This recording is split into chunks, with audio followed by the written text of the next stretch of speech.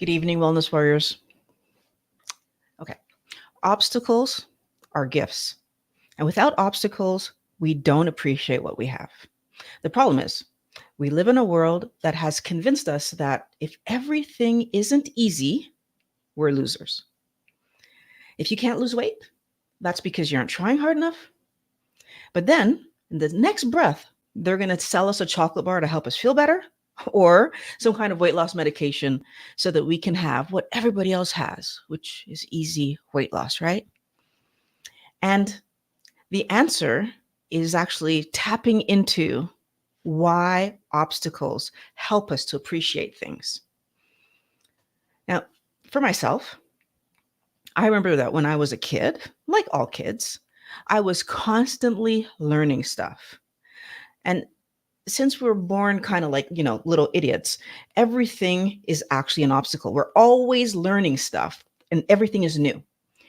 Kids are always learning and they're not fazed by that at all. But as we get older and we go to school, learning is changed for us. It's ruined. And it becomes this thing that we feel forced to do rather than this thing that we love to do. Because as a child, I loved learning.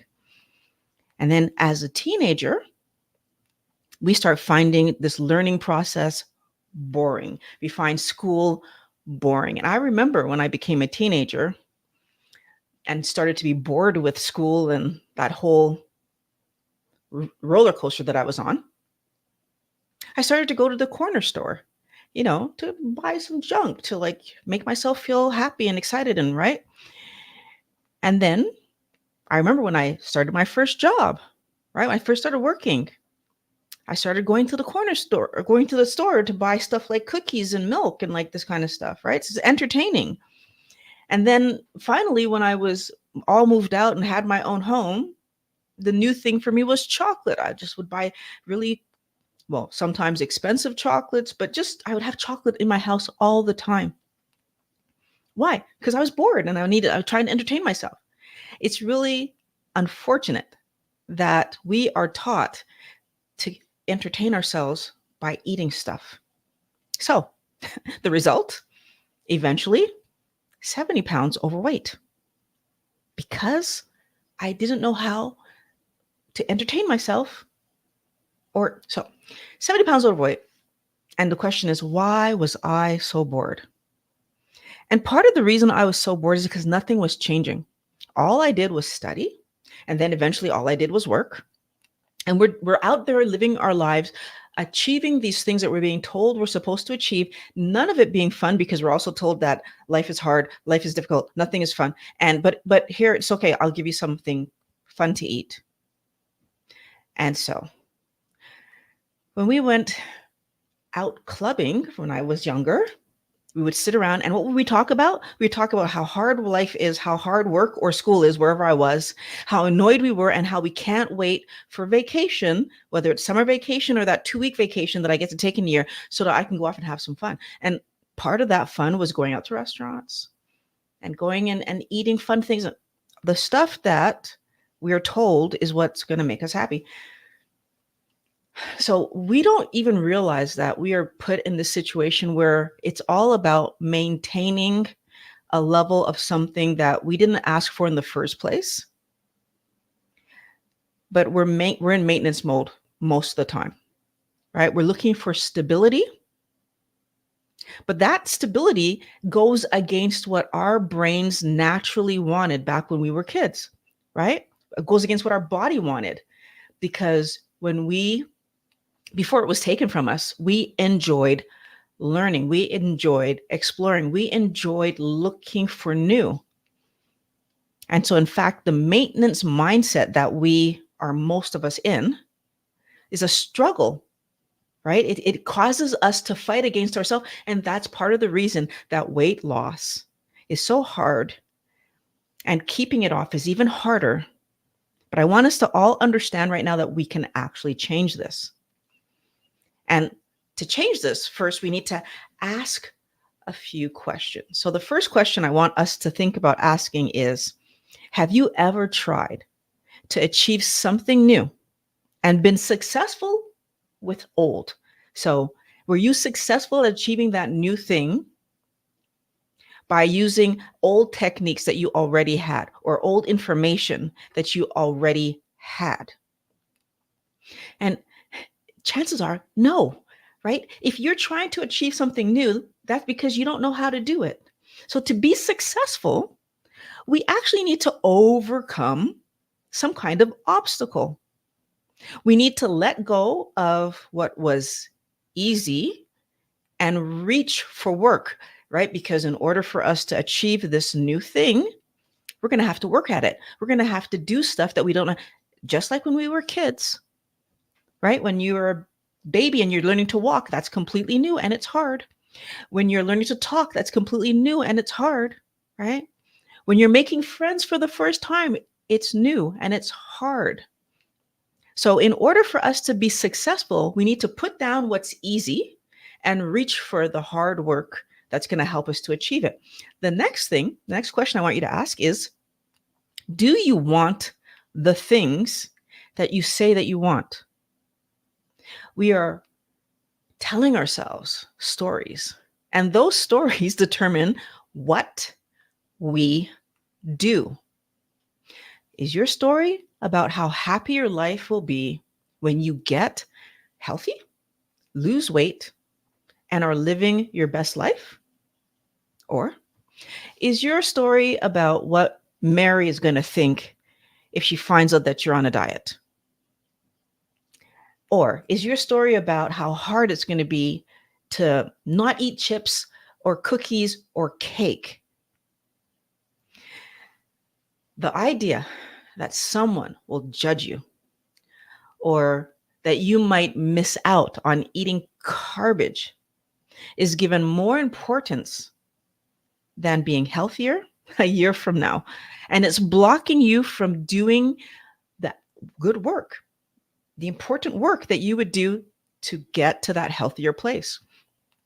And the worst part about all this is that you're going to be frustrated, right? When you step on the scale in a few weeks and you see that, oh gosh, my weight's still going up. Maybe I've gained 10, 15, 20 pounds. Or worse, you're scared because you go to your doctor and they hand you a diagnosis. And that diagnosis equals maybe I need a procedure like some kind of surgery, or maybe I'm on medication. And now I'm stuck because I'm sick. We think that the risk is someone judging us, or that we're going to miss out on some kind of fun thing, some fun food that I won't get to eat at the restaurant or the party or the whatever. We think that that's the big thing that we're risking, right? Eating properly equals I don't get to have fun or people are judging me. What we don't realize is that the real risk is living another year unhealthy and continuing to poison myself with garbage. That's the true risk, because that's the thing that's going to ruin my life. A maintenance mindset means that you do not believe in yourself to do better. And I want that to be shocking to all of us. How is it possible that I don't believe in myself to do better for myself, to achieve better health, to achieve the goals that I have for me? You know, the only way that I can actually be 100% certain that I'm going to achieve a goal I set for myself is that I've already done it and I'm looking back on what I accomplished, right? Or I've done it and I look back on the fact that I failed. That's the only way I can be 100% certain of an outcome. Every time we try to do something new, we're doing that from a perspective of maybe this works. It's always the case. I could try something and it not work. I could try something and it works. I'm not going to know the outcome until I put in the energy, effort, time to the task. So if I'm only willing to do what is guaranteed to work, then that means I'm actually living my life from a perspective of fear. I'm fear-based. And if I'm fear-based, that means I'm not going to take the chances. That means that I'm not believing in myself to figure things out. If I don't believe in myself that I can figure things out, I'm going to stay stuck. Which leads me to the third question that I want to ask you. What do I do if I don't know what to do? It is so tempting when someone asks you that question to say, well, I do nothing, right? I wait.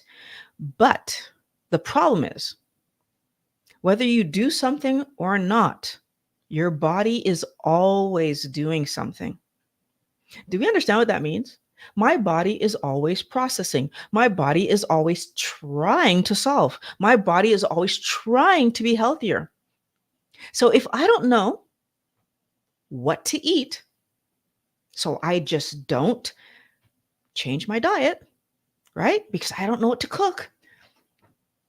If I don't know what to do and I keep eating the garbage because I don't know what better to cook, I need to understand that that is causing my health issues and my body to keep moving towards disease. It's causing my body to keep moving towards weight gain. I'm going to continue to get sicker and sicker and sicker, right? If I don't want to change my diet because I don't want to be left out when I go out with my friends, then I won't be able to, right? So I'm afraid I'm not gonna be able to enjoy myself, let's say. That means that every day when I'm eating at home, I continue to poison myself with sugar because I'm afraid of the times when I will go out with friends and not be able to eat what they're eating. Does that make sense for my health in the long term, wellness warrior? Right? I could just keep going on with these examples because there's so many of them. I've heard so many of these statements from people who tell me, I want to do better, but, and they give me one of these reasons. Knowing that carbs are hurting my body, right? If you know that carbs are hurting your body, that means you need to take an action. Because if you don't, you're allowing those carbs to continue to hurt your body. That's not good, right? And that's not on the food companies anymore, right? That's actually going to be on you. If I know that this is hurting me and I don't take action, now that's on me because they're not tricking me anymore. I have the information. And somehow I'm allowing myself to do the bad behavior. So I'm eating the garbage. Anyway, not taking action is actually a decision, right? You are deciding that you won't get what you want. So, do you really want to be healthier? So, next question, is it something that you actually want? Because if it is, I'm encouraging you to do an experiment. I want you to try something.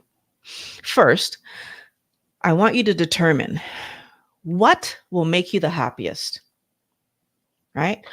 Is it 5 to 10 minutes where you have little moments of happiness eating garbage that you need to repeat over and over several times a day so that you continue to feel happy? Is that what's going to make you happier?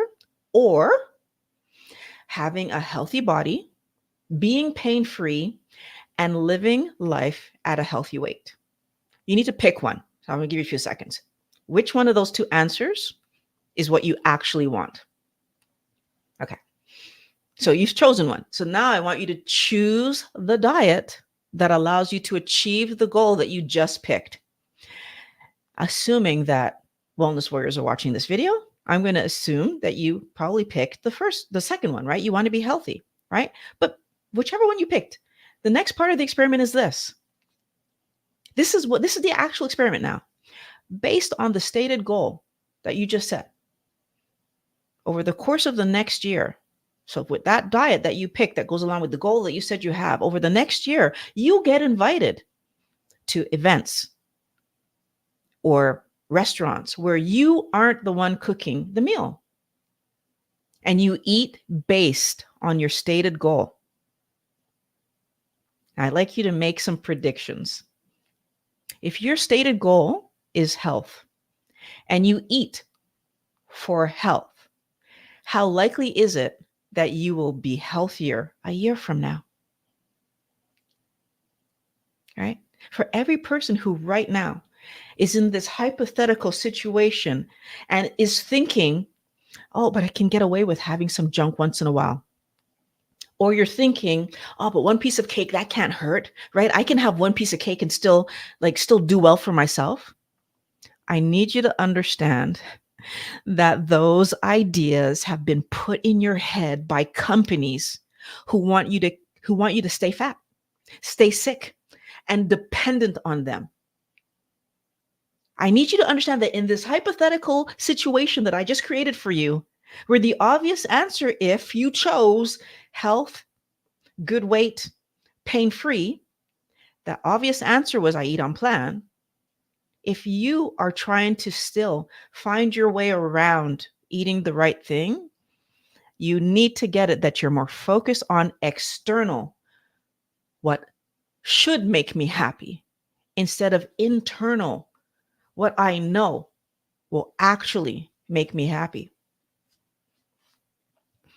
Because I'm sure that none of you said that what would really make you happy is to eat junk every day, 7 times a day, chasing food and getting fatter and sicker. If we don't allow ourselves to hear the conversations that are happening in our head, we get pulled into this story where these external ideas that were given to us that are not real, they are not attainable, they do not allow us to achieve the goal that we are saying that we want to achieve. If we don't hear it, we can't counter it. We have to hear it first. Happiness actually takes work. Happy people work for their good mental and physical health every single day. They put the effort in, they put the time in, they put the work in so that their body and their mind gives them back the reward for the work that they put in. And the rewards that they get are much more than a minute of chewing on some fun food. Every single decision that you make influences the next decision. So what mindset are you in when you're making decisions? Right? Are you just trying to get by? That's a maintenance mindset. Right? Because we're focused on status quo. We're focused on, I'm trying to hold on to this, right? And we will do whatever is easiest when we're in that mindset. We will do what seems fun when we're in that mindset, and we will do what's cheap, right? And cheap hurts us. Fun, when it's fun at the expense of healthy, hurts us. Easy hurts us. All of these things hurt our body because it allows us to keep that garbage coming in, destroying my body. We aren't going to push ourselves to eat healthy food that's harder to make, more expensive to buy, and less fun tasting when we're in a maintenance mindset.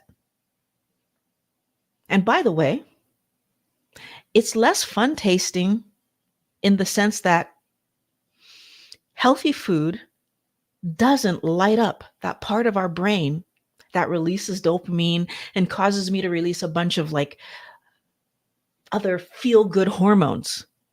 That's a real thing that you're experiencing, and it isn't healthy for you, right? That's exactly why companies load food up with sugar.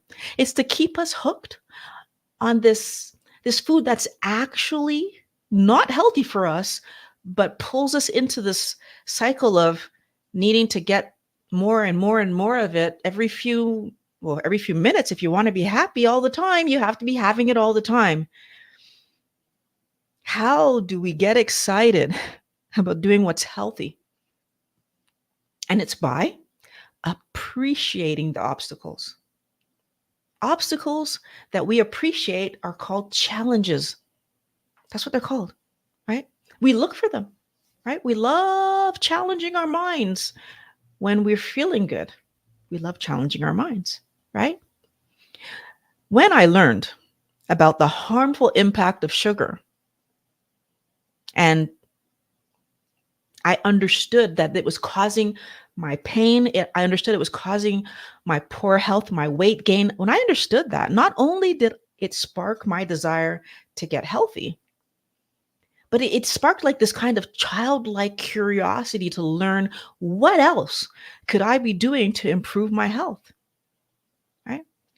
And not only did I meet the challenge of overcoming my sugar cravings, my carb cravings, and understanding where carbs hide in plain sight, right? In the vegetables that I was eating, in the fruit that I was forcing myself to eat when I was trying to be healthy, in the grains that I was putting as side dishes, and yes, in the junk food, so the cookies, ice cream, chips, blah, blah, blah, that I was eating. So when I allowed myself to really look for where the carbohydrates were coming from and solve that challenge, my life improved because it sparked me looking for, well, where else? And what did I find?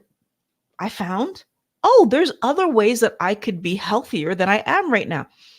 So wanting to be healthy, solving the challenge that was keeping me unhealthy, allowed my curiosity to bloom and say, well, is there other things that I could do?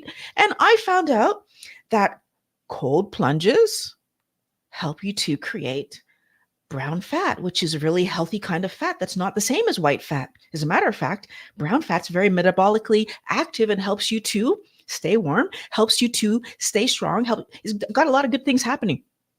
Saunas also cause us to acquire brown fat. Now, here's what's interesting.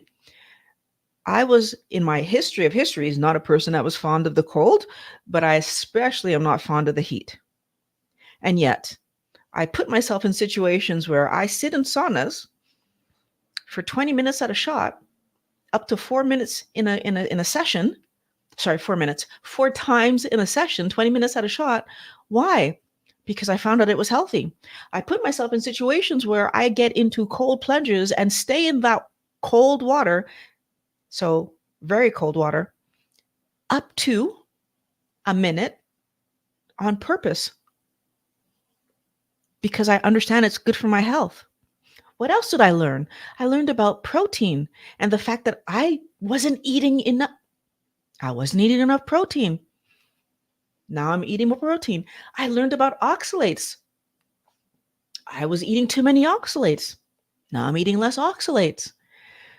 Honest warrior, are you curious about your health and excited not only to learn, but to implement what will help you to thrive?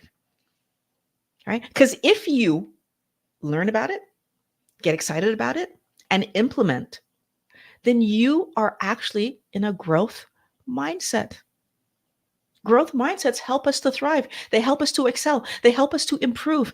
And improvement is necessary. It's not even just nice. It's not even just good. It's necessary if you're going to solve your health problems. Kids grow by creating new goals and then going for them. That's how kids grow. That's how they expand. That's why they soak up information so well when they're little. We ruin that by putting them in schools that don't cater to learning. They cater to quieting children. They cater to keeping them quiet and teaching them all kinds of stuff that's not towards growth, right? We want to grow. Humans want to achieve. We are constantly, when we're allowed, putting ourselves in situations where we either get our body to do something new or our mind to do something new. This is part of what makes us so amazing. So we want both mental and physical expansion, and we seek it out and we feel great when we do it. When I started climbing, physical expansion, a new activity, I never thought that I could actually hang off my fingers. I watched people doing it and I'm just like, that looks too hard. I could never do that. I do it. I do it. It's crazy. We want to grow. We want to expand. And it's not about maintaining our weight. That's not why we're doing it. That's a lie to make us believe that good health is hard, Wellness Warrior, to make us believe good health is unattainable. Is your mind focused on maintaining or is it focused on thriving?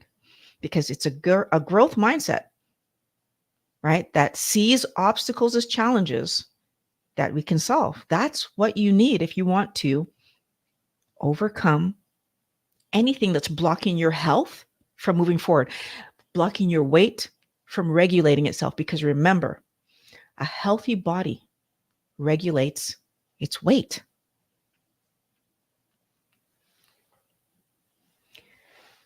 Okay. I'm excited to talk to anybody who's here and answer any questions you have about weight loss, about mindset for weight loss.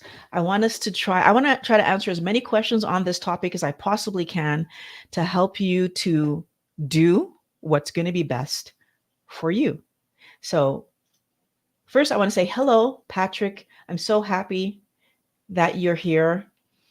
And let's see if we have any questions. Let's see.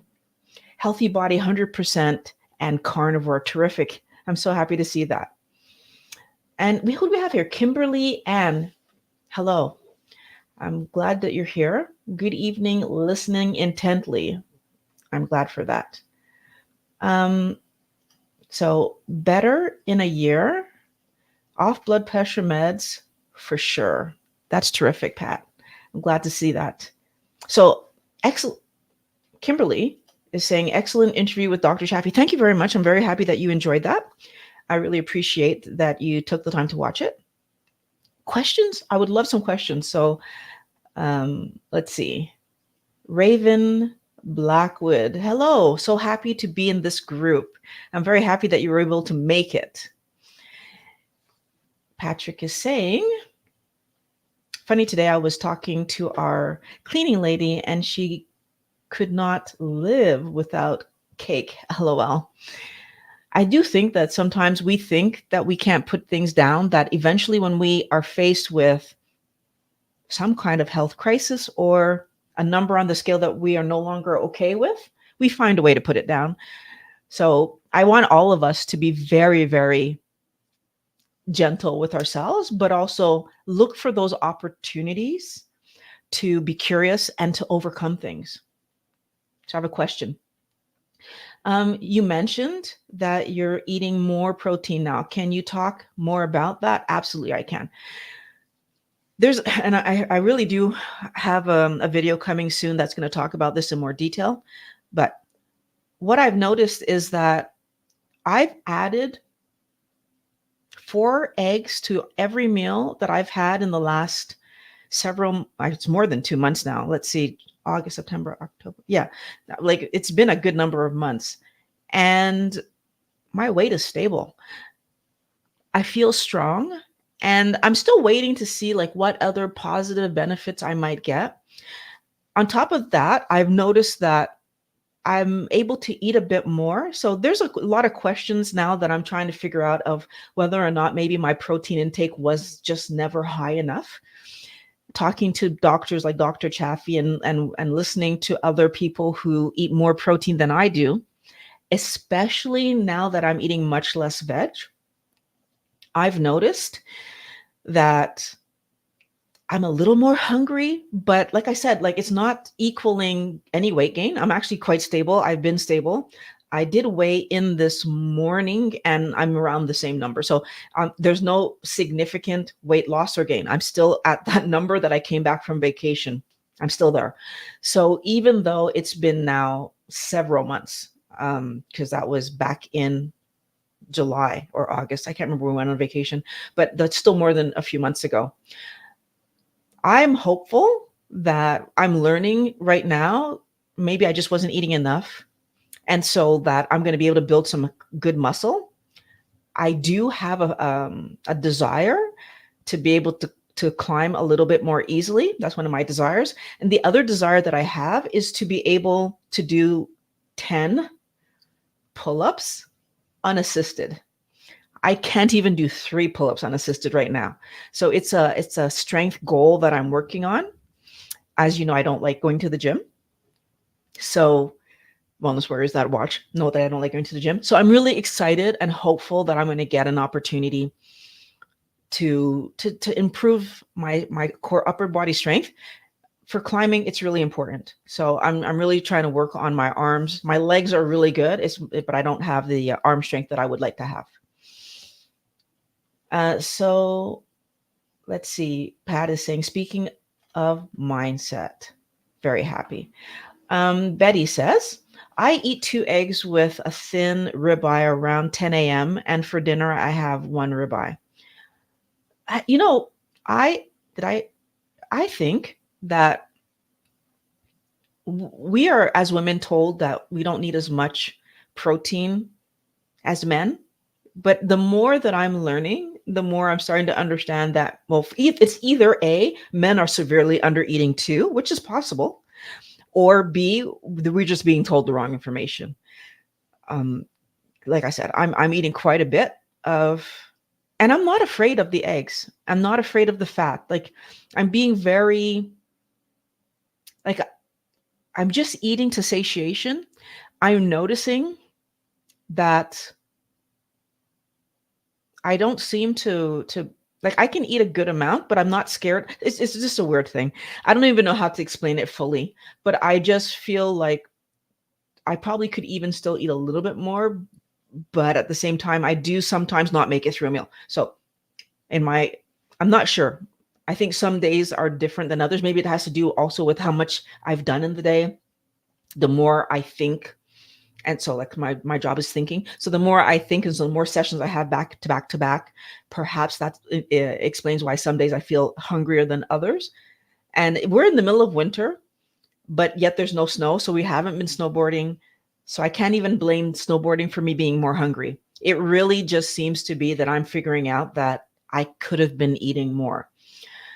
Luckily for me, this is happening during a time where I'm not carb focused. So really everything that's being added to my plate is healthy. And that makes me really happy because I feel like had this happened 2 years ago, I mean, although I know I wouldn't have gone over my carb count, but I'm wondering adding meat, so more meat to my plate while there were still carbs there, what that combination might have done. My conversation with Dr. Chaffee absolutely helped me to understand that those carbohydrates that we allow on our plate have more of an impact than we're maybe giving them credit for. It's part of the reason I'm doing what I'm doing right now is because I'm really trying my best to try to figure out if some of these things that I'm still seeing are coming because of the carbs that were still on my plate. Like sometimes my skin is so dry, for example, just like little things that kind of come and go, come in and go. But I was sometimes eating veg and sometimes not eating veg. So I'm just wondering, was the come and go having anything to do with the times that I had veg on my plate versus not? These are question marks. I don't know the answer fully. So I'm trying to take this one step at a time. Let's see. So my question is that enough fat for the day? Oh, so there was a question there. Betty, what I would say is that if you have, according to Dr. Chaffee, if you're eating to satiation, and I think ribeyes have a good amount of fat, typically, depending on the cut that you're getting from your butcher, but typically they tend to have a good amount of fat. So if you end up living your day and not feeling hungry afterwards, chances are probably pretty good that you have enough of fat on your plate. One of the things that Dr. Chaffee pointed out was that if you eat until the meat doesn't taste good anymore, that's the best way to tell if I'm eating enough. So you're doing 2 meals. And so I'm not sure what would happen if in the first meal you ate until it wasn't tasting good enough. Would you even have the second meal? Is a question mark to me, first of all. But second of all, let's say you did have it. Would that be hard for you to get through? So, or would you like not be able to get through that second meal? These are question marks. I think that if you're comfortable doing 2 meals and your weight is coming down the way you want it to, or if you're at maintenance and you're staying where you want to stay, with what you're telling me that you're eating, it sounds like you're in a good situation. So Raven says, we need even more protein once we reach menopause years. Yeah, I really need to do more research about why that would be the case. Because theoretically, and like where I'm sitting is like, what difference is my body doing in menopause versus before I reach menopause? Number one. But number two, like when we're younger and we have children that we're chasing around, or like, and depending on how many activities we do, like what makes that difference of us needing more protein is a question mark that I have. I haven't found anyone who gave an answer that was complete that helped me to understand that yet. But I've heard it said, and I'm just not sure why is it said. Like what is different besides the hormone changes, which of course, but why does my body need more protein because of a hormone change? That's the part that I don't get. I do think, like I said, that women just generally speaking are severely under eating their protein. And so then by the time you get to your menopause years, you're much more sedentary. At least I know I for sure will be, because I would have been, I can't say I will be, but I would have been, because I don't work out. So if I hadn't picked up these activities, and if I don't keep them going forward, then I could see myself becoming sedentary. Because, for example, if I don't keep longboarding every year, or if I don't keep snowboarding every year, I could see a story where I might be afraid to step on my longboard if I haven't done it for a long time, because might be afraid to fall and break something. Versus now, eating more, so making sure I get in the healthy nutrients that's going to help my calcium not be leached from my body, right? I think that's going to help me to have the best possible story where I can get on my longboard, and even if I fell, I'm not risking breaking something and being, in a bad situation. But these are questions that I would love to have someone answer for me. So, hello, DDJJ. Good evening. I'm still having sugar cravings after several weeks on meat-based meals. Any advice? My number one advice to anybody in that situation is get a carb tracker. So like some kind of app that tracks what you're eating, weigh everything that you're eating and put it in this carb tracker. And so everything includes, like if you're heavily spicing your food, you might need to check how much spice that is and see, is that contributing to the carb count? Some people are sensitive enough that 3 or 4 grams of carbs from the spices, let's say that we're heavily spicing, and depending on what spice it is, some spices are worse than others in terms of like the carb count, could be pushing you over the edge. If I'm putting on my plate the amount of veg that puts me up to 20, and I'm not counting those spices, well, now I'm over. That's number one. Number two could be that if you have enough metabolic damage, 20 might not be your number.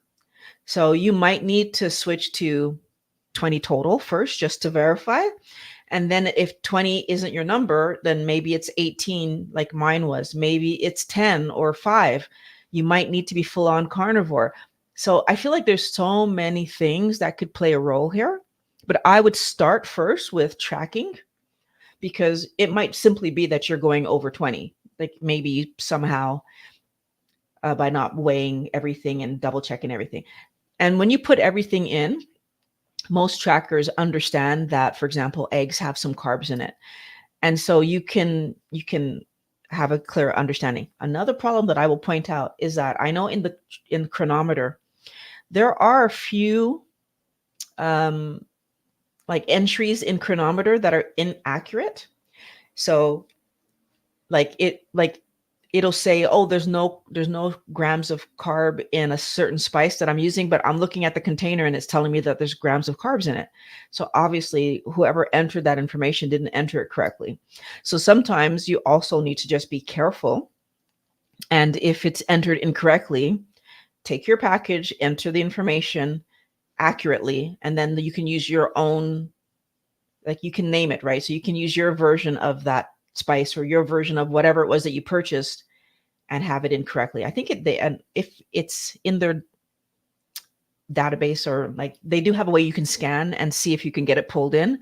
But sometimes I found that didn't work and I had to hand add it in and add in the information. So I had an accurate account for when I was doing my tracking.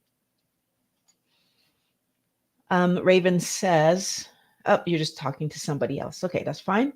And then I had to cut out all spices except salt. I'm currently trying that out.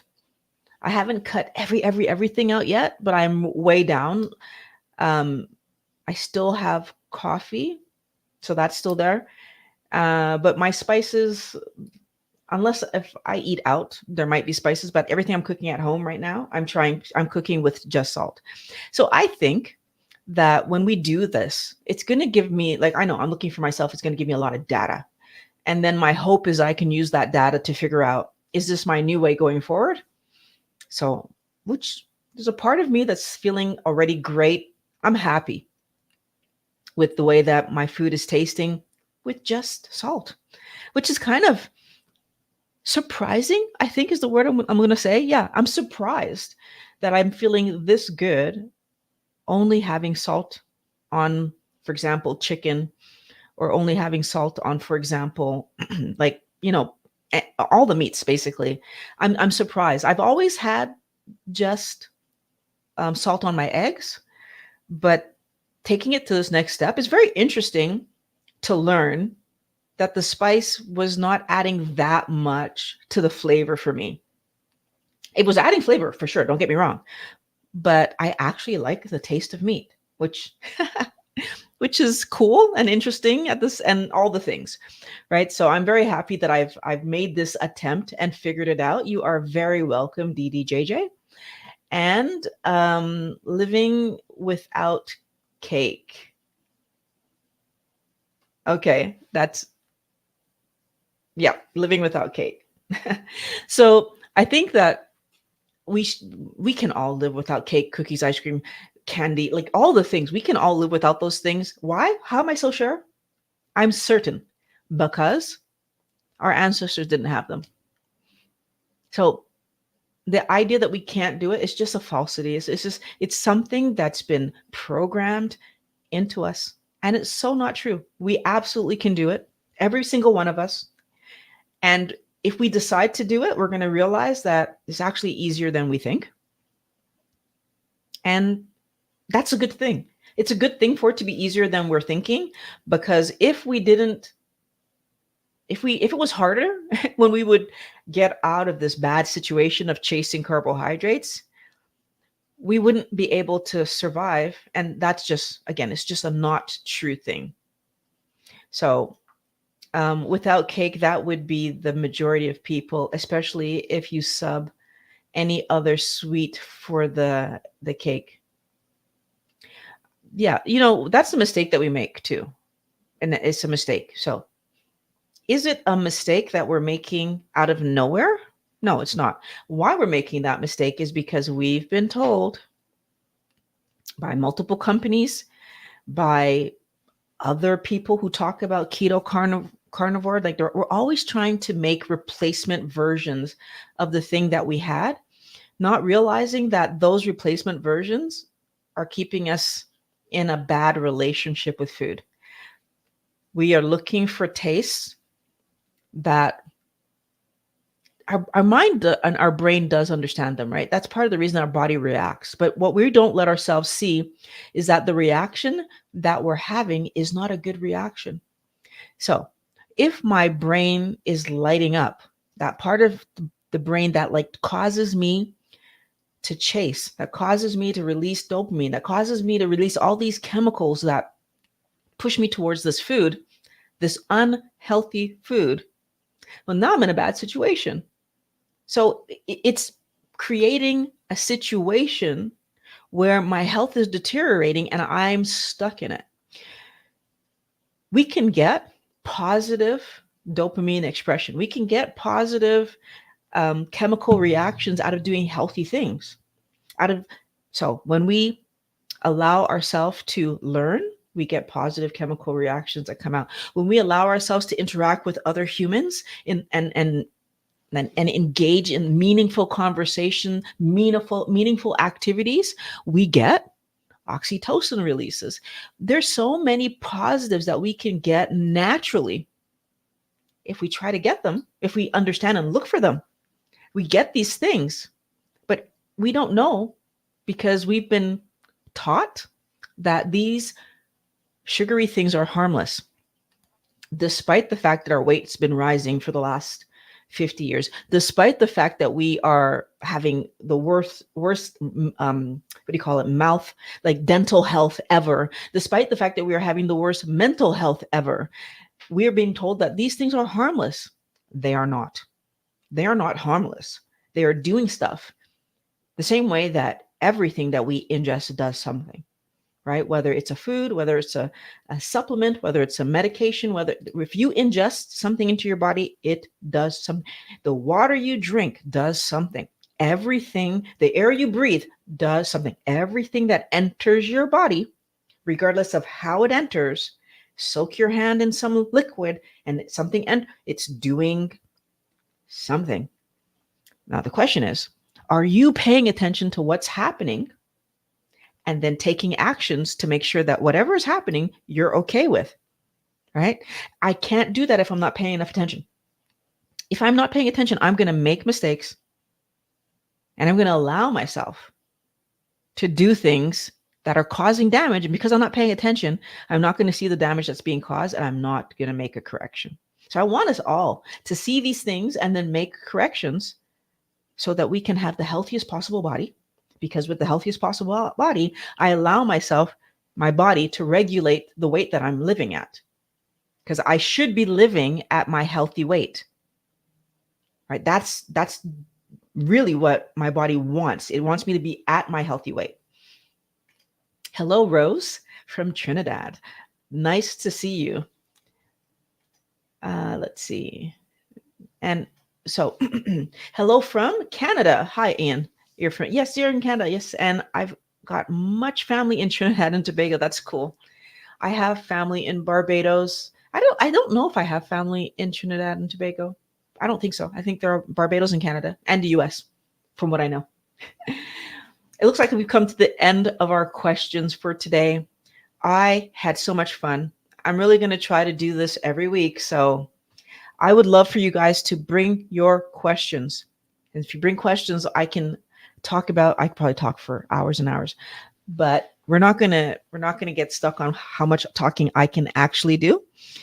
Wellness Warrior, next week, I'm going to be back. What I want you to do is click on the video that is in the description, and I'm going to have one at the end of the video here. It's going to help you to get your health under control, get those carb cravings under control. So click on that link. I'll talk to you guys again next week.